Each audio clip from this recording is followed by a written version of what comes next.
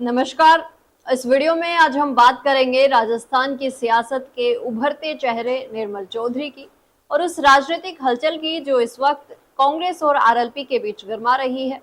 बात शुरू हुई तब जब निर्मल चौधरी को एक पुराने मामले में जेल भेजा गया। चौधरी का आरोप है कि पुलिस ने उनके साथ आतंकवादियों जैसा बर्ताव किया, टॉर्चर किया गया, कैमरे में सब कुछ रिकॉर्ड हुआ है। अब सवाल यह है कि क्या ये सिर्फ कानून का मामला था या इसके पीछे कांग्रेस के कुछ वरिष्ठ नेताओं की राजनीतिक मंशा भी छिपी थी। क्या निर्मल चौधरी अब कांग्रेस में टिक पाएंगे? क्या डोटासरा, हरीश चौधरी जैसे दिग्गज नेता उनके खिलाफ साजिश कर रहे हैं? क्या हनुमान बेनीवाल ने खुलकर समर्थन देकर ये संकेत दे दिया कि निर्मल चौधरी अब आरएलपी का चेहरा बनने वाले हैं? राजस्थान की राजनीति इन दिनों एक नए मोड़ पर खड़ी है। निर्मल चौधरी, जिनकी हालिया गिरफ्तारी और उसके बाद की घटनाओं ने राज्य की सियासत में भूचाल ला दिया।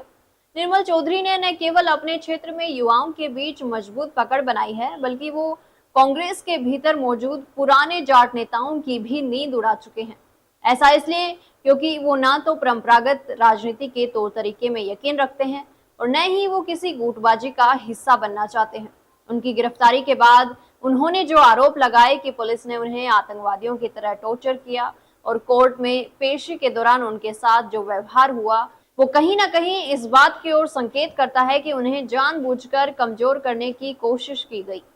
कांग्रेस के भीतर ही जाट नेता जैसे गोविंद सिंह डोटासरा और हरीश चौधरी पर उंगली उठाना इसलिए भी महत्वपूर्ण है क्योंकि ये आरोप किसी और का नहीं बल्कि आरएलपी प्रमुख हनुमान बेनीवाल का है। हनुमान बेनीवाल का दावा है कि कांग्रेस के बड़े नेता चाहते थे कि निर्मल ज्यादा से ज्यादा समय जेल में रहे।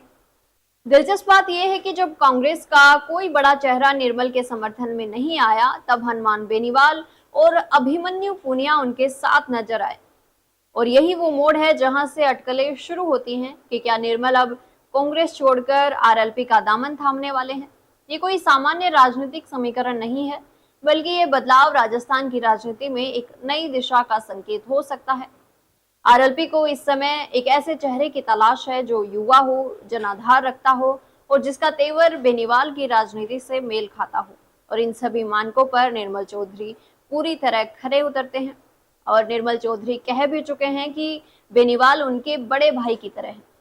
कांग्रेस के भीतर की गुटबाजी, सीनियर नेताओं की असुरक्षा और निर्मल चौधरी की स्वतंत्र व आक्रामक राजनीतिक शैली को देखते हुए ये कहना गलत नहीं होगा कि कांग्रेस में उनके लिए भविष्य बेहद कठिन और सीमित दिखता है। वहीं आरएलपी उन्हें एक ऐसा मंच दे सकती है जहां वो स्वतंत्र होकर अपनी राजनीति कर सके, युवाओं को जोड़ सकें और अपने आने वाले विधानसभा चुनाव में एक निर्णायक भूमिका निभा सके। हनुमान बेनीवाल का ये साफ रुख भी कि जो उनके साथ होता है वो उसे कभी नहीं छोड़ते, इस पूरे घटनाक्रम को एक व्यक्तिगत और वैचारिक गठबंधन की शक्ल देता है। ऐसे में ये भी सवाल उठता है, क्या हनुमान बेनीवाल के जरिए निर्मल चौधरी कांग्रेस से बदला लेंगे? क्या ये सिर्फ राजनीति नहीं बल्कि एक रणनीतिक युद्ध है जिसमें कांग्रेस को बड़ा नुकसान उठाना पड़ सकता है? इन तमाम सवालों के बीच अब देश और राज्य की जनता को ये तय करना है कि क्या कांग्रेस में अब युवा नेताओं के लिए कोई जगह बची है या नहीं, और क्या निर्मल चौधरी को आरएलपी में शामिल होकर एक नई राजनीतिक शुरुआत करनी चाहिए? आपकी क्या राय है? क्या ये बदलाव राजस्थान की राजनीति को नई दिशा देगा? नीचे कमेंट में जरूर बताएं।